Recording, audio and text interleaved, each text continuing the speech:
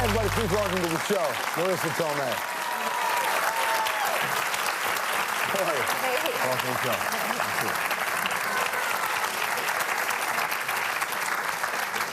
Congratulations on the film. Thank you. It's a really good film. When one has to play a Syrian woman in the modern era, how does one do that? It was difficult, actually, to find a lot of information. Ruba, our director, is Syrian. She lives here in Toronto.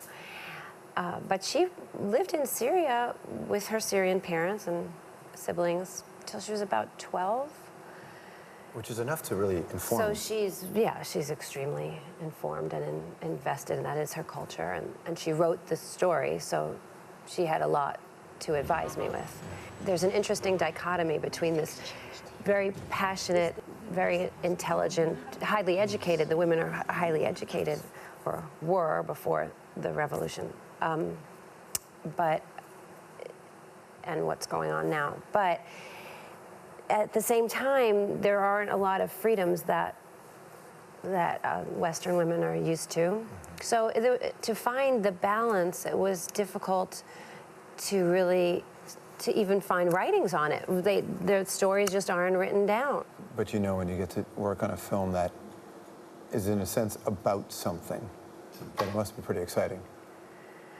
Or meaningful at the very least. Yeah, sorry, I just got distracted by your skull ring.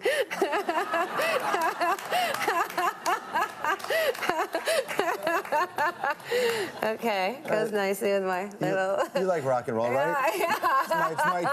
It's my Keith Richards ring. So what were you asking me? Sorry. I don't know, but I just want everybody to know that she slid it on the ring finger of her left hand. So this is the right time to announce we're betrothed. Well, it was on this topic. This is how it goes on topic, exactly. This is how it would be for Fatima. Oh, we are? Okay. No, listen, my dad was born in Egypt. This is how it goes, all right? No, there's the idea that as an artist, you get so many opportunities to be a part of projects, and some are for fun, some are just, everything should hopefully be compelling and or entertaining, but when you know you're doing something that's actually really meaningful and is a voice for Syrian women, that must feel, pretty interesting. Yes, certainly. Certainly, if there's no way that our film could do justice to what the people are feeling there, or to even, the scope of what's going on. But perhaps sometimes just seeing one character or zeroing in on a very personal story, it's easier to understand the big picture. So hopefully that could happen with this. What was it like to then, at some point in your career, decide that you're going to go on a TV show that explores your family's roots? I mean, if you have to, there's a clip of it. Yeah. It's really... Okay. Well, I'm curious about this grandfather of mine, Leopoldo, otherwise known as Francesco Bianchi, who was murdered in 1910. So set the scene. What was going on there? It's a great show. It's an incredible opportunity. They took me back they pick a story, one line of your family's history. Who you are, who we are, right? Yeah. And I have no idea where I'm going or what story we're going to follow. They interviewed my parents. My mom said she wanted to find out about her grandfather. And it's just pack your bags and we're going. They kind of say, well, a light jacket or mittens, or I was very keyed in on do I need hiking boots?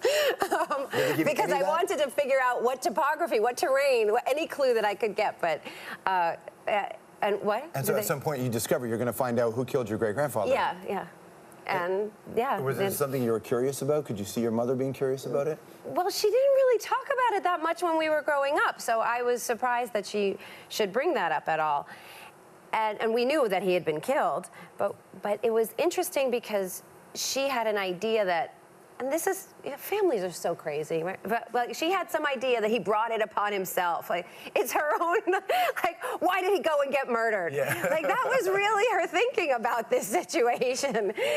And was she like that with you growing up? I mean, because that's a certain... She was very poo-pooing, oh, he's probably screwing around, and, you know, like, but as the story unraveled, then it was probably his brother, and he was protecting his brother, and there were a lot of other socioeconomic things going on, and he didn't really bring it up. But she felt really relieved, and you could feel like this unspoken thing lift from her. And see, they sent you to Italy. They sent me to Italy. It wasn't too bad. No, right? It could have been way worse, in fact. Yeah. You had just done the 10th anniversary, but you'd also done the very first Vagina Monologues.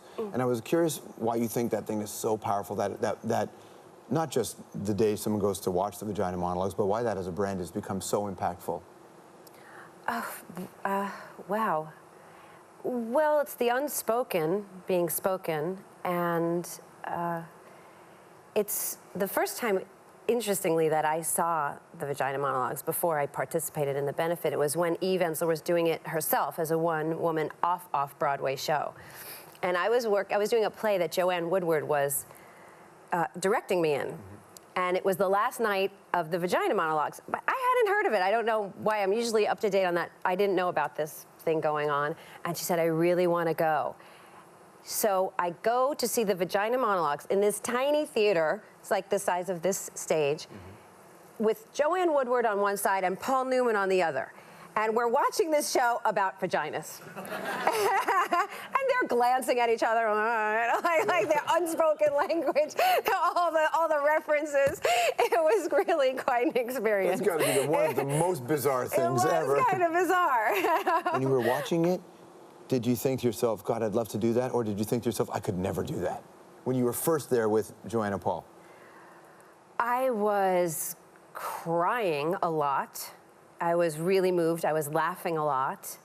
I was relieved because someone was talking about these things. I was inspired, and I was scared to say those things myself. But in saying them night after, that was a one-night benefit. But then I also did the off-Broadway run they had different women go in for certain, like, couple of weeks at a time, and just saying it's medicine. Saying those words over and over again, it works for the audience as medicine, and it works for yourself as medicine. When you're looking for ways to find, have you found your retreat place, your place where you can go and develop? Yeah, there's a variety of ways, from various forms of therapy, different modalities, not only talk therapy, dance, different ways of creative expression. That sounds so wrong. Well, anyway. Well, how else do I do it? I do yoga. But it's interesting, because at a certain point in this life, you can become. I write down my dreams. Do you really do that? Do you really do that? What other corny things do I do? That's not corny. That's fascinating. Do you wake up and just jot them down quickly? I do, but now I do it into the phone, you know, because it has the little voice memo thing. When you listen, so I can do it on. It's easier to say it rather than write it. When you listen back to it, what do you hear? Very disturbed person. Stick around more with Marisa Tomei after this. Okay. Also coming up. First of all, ew. I know, right? I mean, get it together. Exactly. The guy behind one of your favorite viral videos joins the Three Things panel. I find that anytime I talk to someone of the opposite sex, that is courtship. It just gets the ball rolling in that direction. Are we not in love? No.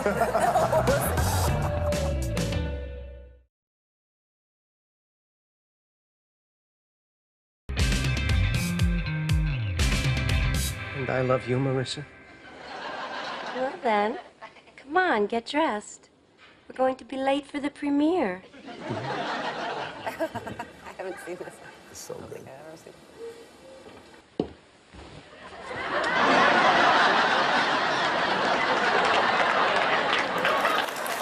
Dr. Marisa Tomei. It is, I mean, I get it, like Oscar recognition, but the moment you become a storyline on Seinfeld, that's a different thing. That's a different thing altogether. Had you even seen that before? This episode? Yeah. I think probably early on, one time. I haven't seen it. No. Okay, I'm going to wrap a couple questions really quickly towards you. Okay. You went straight back to the theater after My Cousin Vinny. How long did it take you to recover from the hysteria around that film? I don't remember what play I did right away after that, but I had always done plays and I continued to do them. I always go back. I always go back. It is, I feel comfortable and terrified in the best way, really challenged. And also plays are, a lot of times they're about big ideas. And I think it's interesting to start conversations that way. Just thinking about, you've been a part of some really cool films. Was there one line, the greatest line you've ever got to say in a film, and you're like, this is the one I want to be remembered for? Oh gosh, I don't know. My memory's not that good. The first thing that comes to my mind is the first line that I've ever had to say in a movie. Which one? Which was, "Oh, you're so drunk." The first one. Was that Flamingo Kid? Yes. Yeah, the Flamingo Kid. I mean, that's a great one line to have. When you uttered that line and the director said, "Cut, moving on," you knew you nailed it. Yeah. Did you feel like, I'm here, I've arrived? It was Gary Marshall. He made everyone feel very comfortable, actually. It's cool. Good to see you. Inescapable is the film. Marisa Tomei, everybody. We'll be right back.